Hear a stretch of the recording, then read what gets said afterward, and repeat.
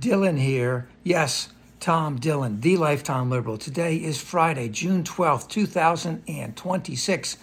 The title of this rant is Republicans Approve of and Encourage ICE's Inhumanity. So we saw that earlier this week that they got through a reconciliation bill where the Democrats had no vote in the Senate, and they approved of ICE having $70 billion for the next 3 years, which means it can't be up to be voted out of.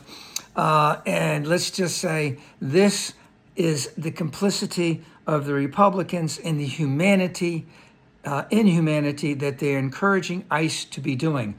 So I want to just go over a couple quick things. One of the things that the Democrats wanted is they wanted no masks. They didn't get that. They wanted cameras on. They didn't get that. They wanted a judicial warrant. They didn't get that. So Republicans are totally okay with goons running around in this country, stopping people randomly for whatever reason they want, wrecking their cars, chasing after them, shooting at them, and they're okay with that. And we already know that at least that 2 Americans were slaughtered, and I do mean the word slaughtered, in cold blood in Minneapolis area earlier this year. And the reason why I'm saying that is Republicans know that this will happen again, or most likely will happen again, and it's okay with them.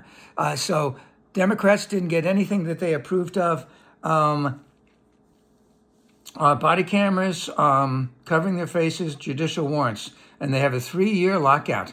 And I want to just go into a couple other things. So not only we know that these detention centers are inhumanity plus, inhumanity personified, I guess is the right word, where people are denied their medication, where people have unsanitary conditions, where people are all boxed together, they have barely any room to move around. They have extortion by these ICE agents so that they can say, oh, I'll do this on your, to try and change the paperwork for them, but they got to pay money. ICE is also taking people, let's just say in Massachusetts, and sending them to Texas. Why are they doing that? Oh, well, then anyone, any legal person, any lawyer who's advocating on behalf of that person, their family, it's all taken away from them.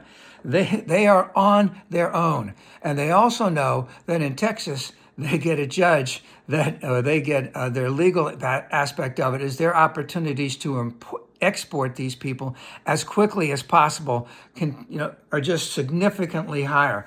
And they've sent them all over the world, not just back to Mexico, Guatemala, El Salvador, Honduras, Nicaragua, etc. They've sent them all over the world to South America, Caribbean, India, China, Pakistan, Uzbekistan, Thailand, Vietnam, Angola, Guinea, Kenya, Nigeria, Senegal.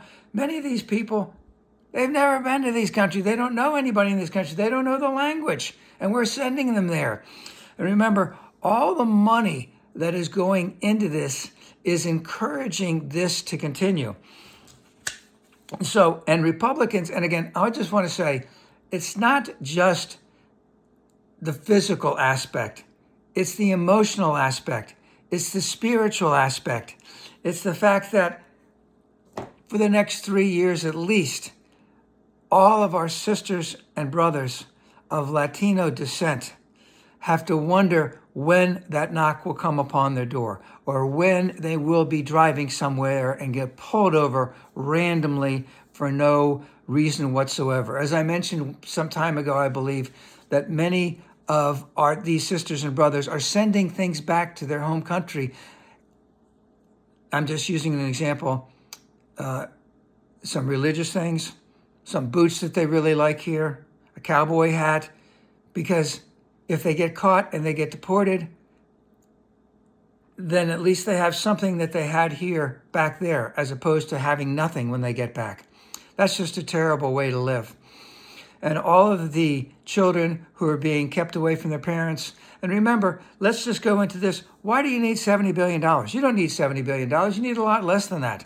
But the thing is, they're just going to randomly pick as many people as they can off the streets and then try and find out a certain percentage. And I believe the percentage of actual people who should really be deported is about 12%. So out of every 100,000 people that they pick up, they put in detention centers, they give them unsanitary conditions, they deny them access to medical, they deny them access to their medication, they denied them access to, let's just say, air conditioning in a very hot area, they put them in cages in there. That's all designed. That's all approved of by the Republicans. They are 100% complicit in all this. And the one thing that I did want to bring up, especially at the end, is what we're seeing in these detention centers is excessive force and abuse, sexual abuse, financial corruption, physical abuse. And as we saw in Delaney Hall, which we've never really gotten into, and even the governor got in there and didn't get anywhere, didn't get to see as much stuff. Imagine what it's like in Texas, in rural areas where there's nothing around. We have no idea what's really going on in there. And you tell me that there's not corruption going on there, there's not physical abuse, there's not sexual abuse, there's not intimidation. That's going on all over the place. So let's bring this back to where it needs to be. This is all on the Republicans and this administration. Cruelty is the total intent. Their sole objective in life is to dehumanize our sisters and brothers of Latino descent, physically, spiritually, and emotionally, and get rid of them as much as possible. Now, I don't want to go into a long detail about immigration in our country or illegal, but many of these are refugees from other countries where there's extreme violence there. So, but Republicans are okay with all this. This is part of their grand plan for living. They still want a white, patriarchal society where white men are at the top of the economic ladder. And I say to my sisters and brothers of Latino descent, again, this is not what we voted for. Yes, we voted for getting rid of the bad ones.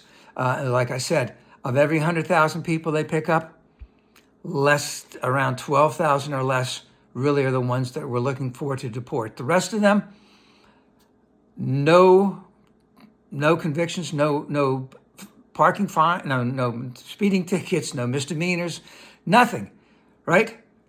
But this is what they're doing. This is tearing the fabric of the United States apart. And again, I say to my sisters and brothers, this is not what you voted for. We can do this much better, but it will never, ever be done while Republicans and this president are in office.